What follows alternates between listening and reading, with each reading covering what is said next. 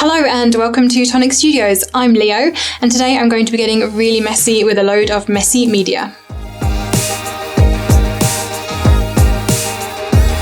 So first thing I'm going to do is actually bring in my Easy Clean mat. I'm going to be using this quite a bit today. So I'm going to peel it off its backing and just stick it down onto my glass mat here. And this is going to be my work surface for all of the messy stuff that I'm going to be doing. So I am going to be doing lots of different panels and showing you how to use a lot of different products in the sale and then putting them together onto a project at the end. The first thing that I'm going to do is bring in a template, and this is from if I can remember which set it's from, 2 seconds. This is from the Snowmies set. So I have the stamps and dies here, and I'm going to be using some of these as well later on. I'm going to start off with the template, and we're going to start with some embellishment mousse. So I have 2 colours here for us, so a nice silver and a blue. This is Pure Platinum and Polar Wind that I'm going to be using today. So grab the lids off these, and the first thing I'm going to do is taking my spatula, I'm going to dig a little bit of this out, and I don't need a huge amount, so literally just a small blob, and smush it down onto the mat. Put the lid back on that one. And I'm going to do the same with the silver as well. Just make sure I don't get too much of the blue in this pot. There we go. So I've got kind of a silver pile and a blue pile there. And I'm going to be using blending brushes to play with the mousse today. So I'm not pushing it through the stencil with a spatula like we normally would. And I've just noticed I've got a huge blob on there, so I'll just get rid of that. So taking my blending brush, what I want to do is rub it into the mousse so I get a nice layer on the brush. And then I'm just going to rub this through the stencil. And what you'll end up with doing it this way is sort of a finer, just like a shimmery layer onto your cardstock. And I'm doing this onto a craft cardstock, which will give you a slightly different look again than if you were using, say, a white card.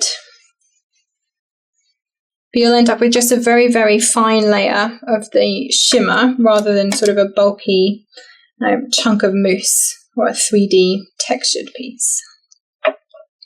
So I'm just alternating the colours and just brushing it through the stencil. You can sort of go back over it again if you want to. But you will end up with a piece that looks like this. And if I peel this off so you can see, I always tape down my projects when I am doing messy media. It just helps to stop it moving so your stencil doesn't jump out of the way and things like that. So you can see here. And yeah, you just get the shimmer from the mousse. You don't get that sort of 3D textured effect, but it looks really nice, especially on this craft cardstock. So that is my first piece of messy media. We're going to move on to another one now. Okay, so clean spatula. I'm going to just use a bit further down on my mat, and this time I am switching to glacier paste. So again, I have 2 colours. If I can find the colours on here. So I have winter white and frostbite, so really pearly white and a very pale blue that probably you're not going to see too much, but you will in just a moment. So again, taking my trusty spatula, I'm just going to grab a chunk of this out onto my mat.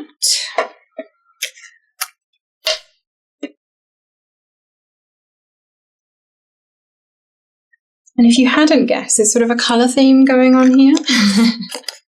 Lots of blues and silvers.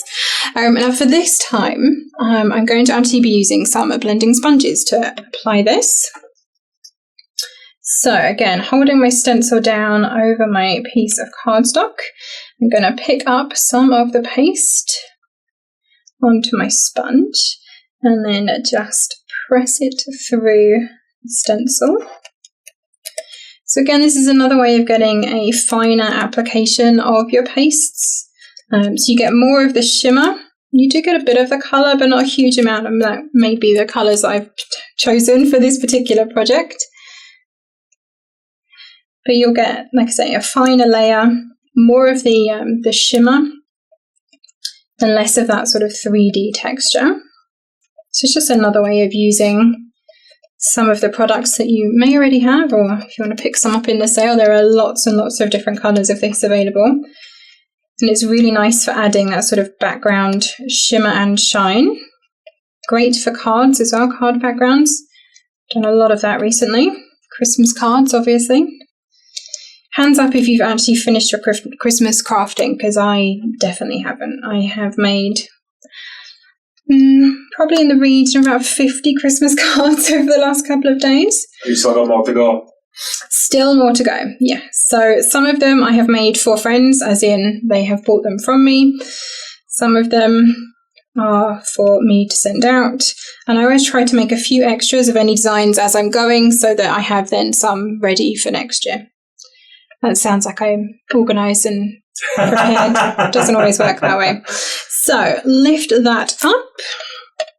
I shall peel this again.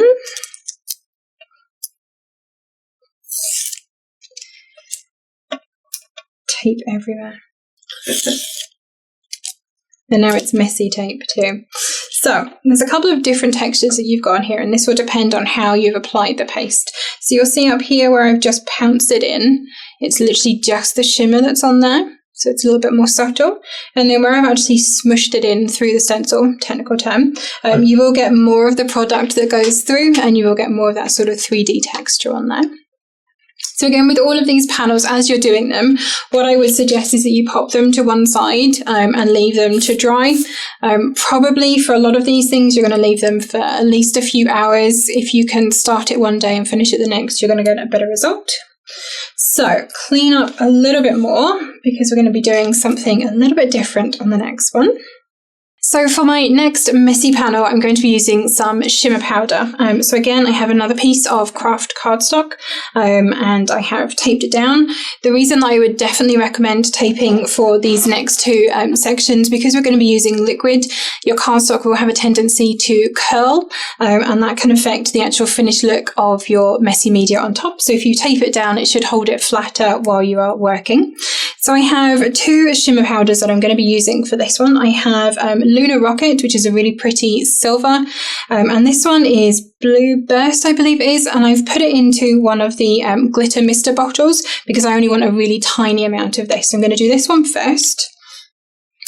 And with this, you're probably not going to actually see any of this coming out, but trust me, it will be there. So I'm just going to do 2 pumps, that's it. And you can't actually see any of that on there, but trust me, it is there.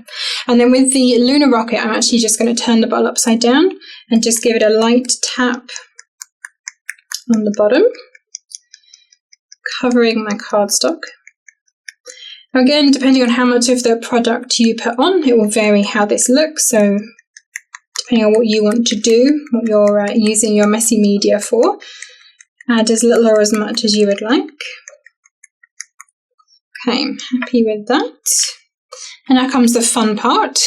I have a mister bottle with just some plain water. And all I'm going to do is from a distance just give it a couple of spritzes. And you should start to see the powder split. So you can see I've got like the droplets of silver coming up here. You can actually see the blue. So I said, didn't I, that you're probably not going to see the blue actually on there, but trust me, it is there. And if you add more water, the colour will split more. This will also go quite muddy. So if you like that kind of dripped look, you can move the paper around and allow it to drip and flow. But again, I would then leave that to dry, and this one you're going to leave it until it is completely dry. Having it taped down will help it to dry flat, but if you want to, you can just run your heat tool over the back once it's finished drying, and that will help to uncurl the paper, and that way we can then use that later on for part of building our project. And now we're getting to the really messy part. This one I'm going to be using some sparkle spray and some mica mist. So I have cleared the decks a little bit. I have taped down another piece of craft cardstock. So I have the sparkle spray in Marine Mist and mica spray in Midnight Horizon. So nice kind of tealy and bluey colours. Give it a good shake. You want to make sure you get all of that mica nicely in the product, and then from a distance, because you don't want big splatters, you just want to lightly mist, and that's probably more than enough of that one. And then hit it again with the mica. little bit more of this one. It's a little bit darker. There we go. That should do. And you can see why having a glass craft mat is a really good idea for this, because this will all just nicely wipe up once it has dried. So we're going to again leave this panel to dry, and once it is done you will end up with a panel that looks like this. So all nice and shimmery all over the surface, and it's these panels then that we're now going to do something with. So now that I've done all of my messy panels, it's time to actually do something with them. So I have one of my mica and shimmer spray pieces that I did earlier here, and we're actually going to do some heat embossing on this today. So I've taken some stamps again from the Snow Me stamp set. So this is just a whole range of little snowflakes that I've mounted all together onto my block. I have some clear mark. I'm just going to stamp these randomly over my piece of shimmered background paper here.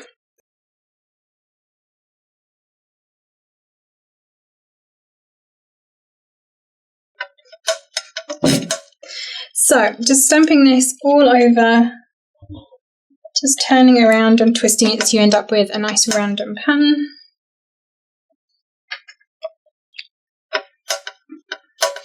And normally when I'm stamping, I do say to just lightly kiss the stamp pad, the ink pad with your stamps. When you're using clear mark, you need to go a little bit heavier. So it's a proper smooch this time. Okay. It's always good eyesight test as well to see if you can actually tell where you've stamped already, because obviously it is clear ink. Okay, so I have a range of snowflakes on there. Trust me, I do. I know you probably can't see them too well. And then I have some white embossing powder here. I'm just going to grab myself a little scrap piece of paper just to put underneath. And sprinkle embossing powder all over where I think I have stamped my snowflakes.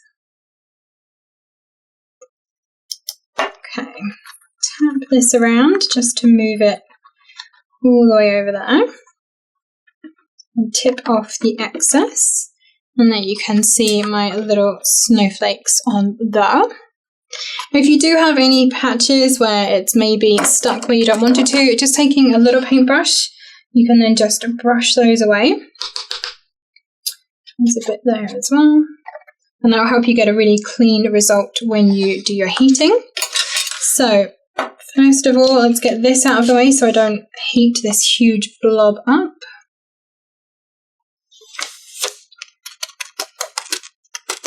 Okay, and then if there is any extra on your mat, just taking your surface sweep brush, you can then just brush that out of the way, not into your lap preferably, if you are crafting sitting down.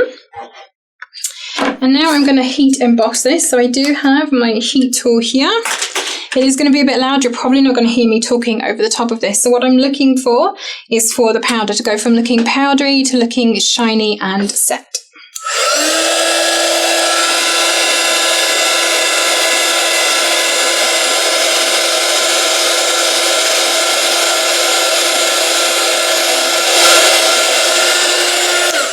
And then you should be able to see now those snowflakes are now shiny and actually white, whereas before they were a little bit kind of grey and powdery. So now this is ready to use. So I'm actually going to die cut a couple of panels out of this. So let me go and grab my die cutting machine.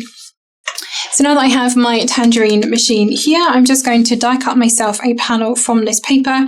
And this panel is from the new Wildflower and Florals gift box, which is what I'm actually going to be assembling using all of these messy panels once I am done. So I'm going to make sure that I have a nice bit of my snowflakes in my panel here. Pop a bit of tape on just to hold it in place, and then run it through my die cutting machine.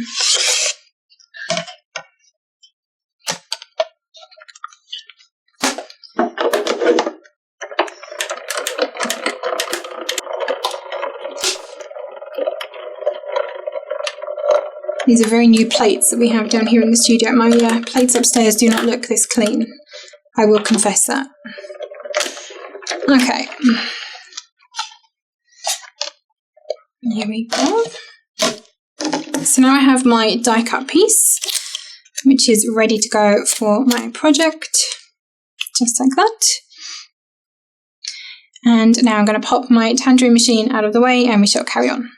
So to finish off with this panel that I have just die cut, I'm going to use some gilding flakes just to do some gilding along the edges of this panel. Now I have here a huge box of gilding flakes. We've basically just decanted a couple of our standard size tubs into this box just because we use so much of it on a day-to-day basis. It's just a little bit easier for us to do it like this. And I also have a roll of tissue tape. So what I'm going to do is just run tissue tape across the top and bottom of this panel. And I want to get this right to the very edge. And this does tear nice and easily, so you can just rip it off. And the same on the other side. And just to make sure I've got nice clean edges, I will just cut right up the very edge of my panel just to snip that tape. Oh. Flinging it across the studio. I'm sure Alex will find that later. It's not like you haven't made enough of a mess. This is true. This is true. I've definitely redecorated the studio today. Okay, and now, at this point, everyone needs to stop breathing. We need to, no fans going. And definitely no laughing. Or coughing, that's the worst part. Alright, peel the backing off the tissue tape, and then I'm going to very, very, very carefully take the lid off this. I'm working with static and vacuum, which is never a good idea when it comes to gilding flakes. So there we go. Okay. Now the easiest way to do this that I find is to pick up a fairly chunky piece and actually lay it down over the top of the tape and kind of smooth it into place. And I can just keep doing that all the way across the piece of tape that I've put on there. I mean, you could just dunk the whole thing in if you wanted to. That would definitely be another way of doing it. Would absolutely make more of a mess though. So if you're a absolutely messy crafter, then go for it. Go for a dunk. Okay. Because this comes in quite big flakes, it is nice and easy to pick up like this and just lay into place. Making sure that you've covered all of that tape, so you shouldn't be able to feel any sticky sections left at all when you run your thumb over the edge. So once you're happy that it is fully covered, and you also will be fully covered at this point, it's then time to brush off the excess. So I'm just going to grab one of our little blending brushes for this and start brushing off all of that excess from around the edges, and this is where you'll start to find gilding flakes going everywhere. Same on the other side. So I tend to brush first up towards the edge of where the tape is, just to make sure I get a nice clean edge along there. And then brush around the edges just to break it off around the sides.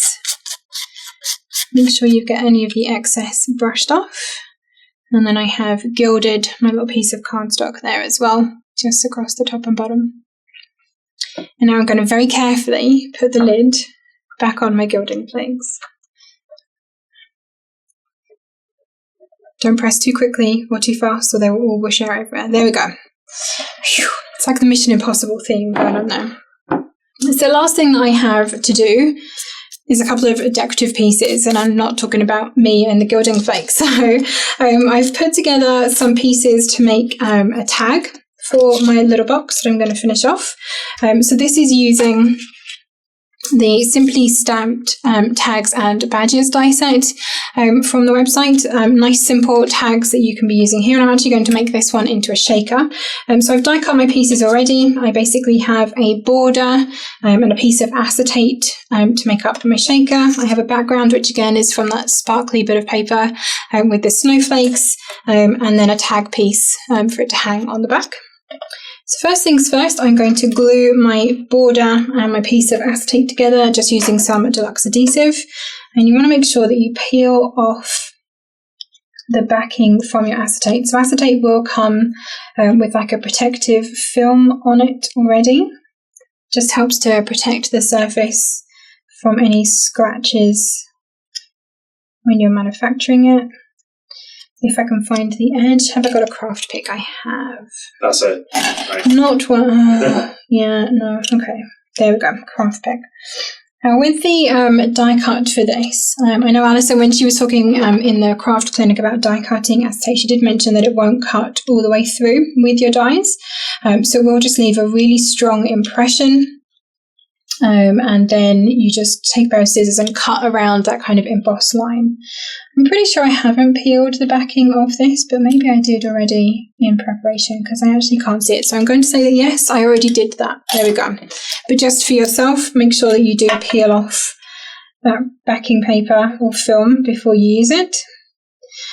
So I'm going to pop some liquid glue just around the edge of my frame here, and I've probably put far too much glue on there. So I shall definitely need to brush some of that back off. So this is the other way to make a shaker. Obviously, if you're using a project that has a pre-done blister for you, that does make it nice and easy. But before there were blisters, we were making shakers with acetate and foam tape, and that's what we're going to be doing today. So I've got my border piece. I'm going to pop my acetate over the top.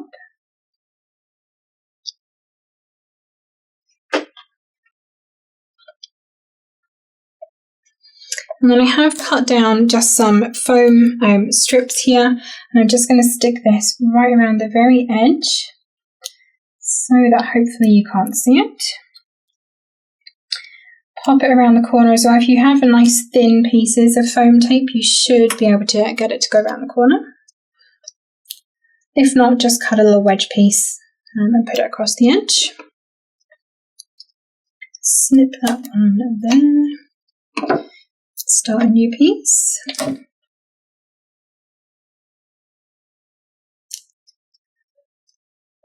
So I'm just trying to make sure the foam stays within the edge of my tag, so it shouldn't be visible from the front. Okay.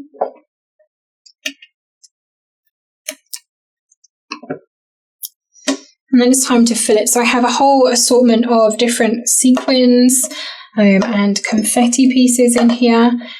Definitely don't want to put too much in. Less is more, but you want it to be enough to actually shake. So I'm going to be a little bit careful. I'm going to rip the tape backing off first, because if I try and do this when I've got all my sequins and bits in there, I'm probably going to send them all flying.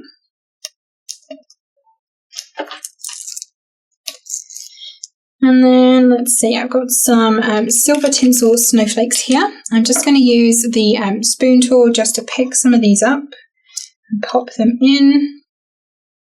So hopefully I don't send them flying everywhere. I've also got here some blue dusk diamonds confetti pieces. These are really lovely. Kind of a pearlescent finish on these. And then I'm going to add in just a couple of sequins as well, because why not? Let's go for these. These are the sapphire blue sequins. And again, these have got a holographic finish on them. And I am a little bit of a magpie. I do like shiny things, especially if they've got holographic finish. So let's get some of those in as well. And then taking my piece that I've die cut to match, I'm going to put this so the pretty side is going into my shaker. Pop that down onto the foam tape. Squidge it around the edges to make sure that is all nicely pressed in and nothing is going to come flying out of my shaker. I'm just going to glue my tag piece onto the back, just with some deluxe adhesive, just to finish off my tag piece. You can then write on this as well if you were giving this as a gift. So there is my shaker tag with all of its shaky pieces inside. It's very hard to show this without it looking weird on camera, but there we go. You can see the shaker pieces in there. So last but by no means least, I have die cut myself some snowflakes to adorn the finished gift box as well. And I'm going to put some glitter on, because everything is better with a little bit of glitter. I did just mention that I was a magpie, right? I like shiny and sparkly things. So I have die cut myself some snowflakes. Again, this is from the Snowmies set. Let me grab myself another scrap bit of paper before I start doing this. So these snowflakes I have die cut from a piece of paper that I just used with some shimmer powder. So again, this was one of my test pieces actually from when I was trying out the different colours, and I've just die cut myself a whole bunch of snowflakes from that. And all I'm going to do is just add some glue to the very ends and then pop some glitter on. And I have a couple of different glitters here to choose from to give us a couple of different colourways. I thought I'd brought down a fine tip glue pen, but apparently I didn't, so I'm just going to use deluxe adhesive for this and just go very, very lightly.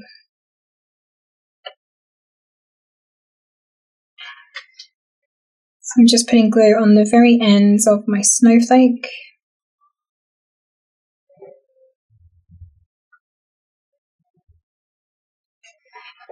It's going to be fun to do the last one because I'm going to end up with glue all over my fingers. And then to pop the glitter on, there's a couple of different ways that you could do this. You could lay it down and sprinkle the glitter over the top. I'm going to use a pair of tweezers just to hold this. And I'm going to dunk the whole thing into my pot of glitter.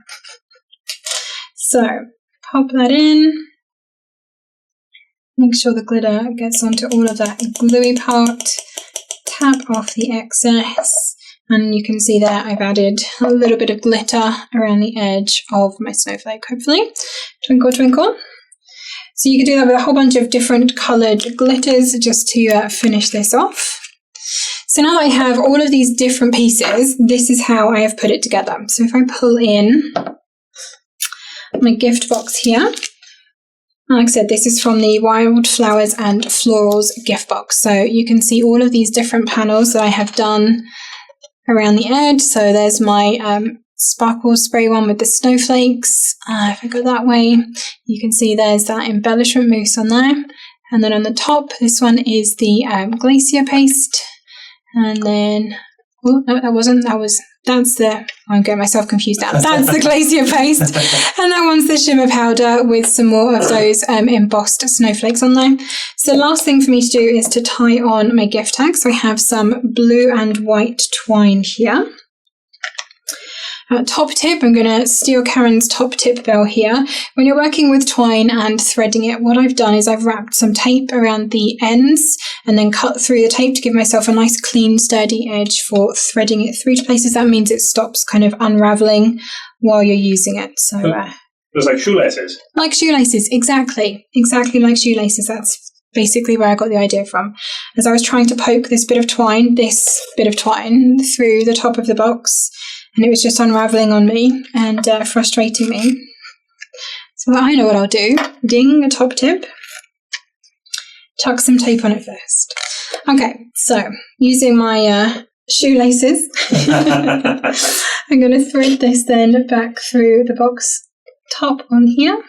You can make quite cool shoelaces with you could. There's lots of different colours of baker's twine and stuff. So yeah, there you go. If you want to jazz up your shoes, make them a little bit more festive, find yourself some fancy baker's twine. Red and white ones. You've got candy cane laces. You could have candy cane laces. Look at Alex. Like, we're making a craft out of him. We really are. It'll be him in this scene soon. He'll be making the projects for you, and I'll be doing the banter in the background. Okay, pull that tight, and I'm just going to tie myself a nice easy bow. Yes. Yeah, you struggle with bows, don't you? I do struggle with bows, but I'm not the only one. I did have some lovely comments last time to say that I wasn't the only one. Thank you very much for joining me in my bow struggle. You can leave your shoelace ends on, or if you don't want to have bits of tape on the ends of your twine, then once you're done, just cut it off. And no one will ever know. There we go. And that is my finished project with as much messy media as I could get into a single box as possible. I hope you've enjoyed this and it has inspired you to pick up some products in the sale. Like I said, go mad, get messy, see what you can create, and make sure you do tag us in social media. I'd love to see what you're making. Happy crafting.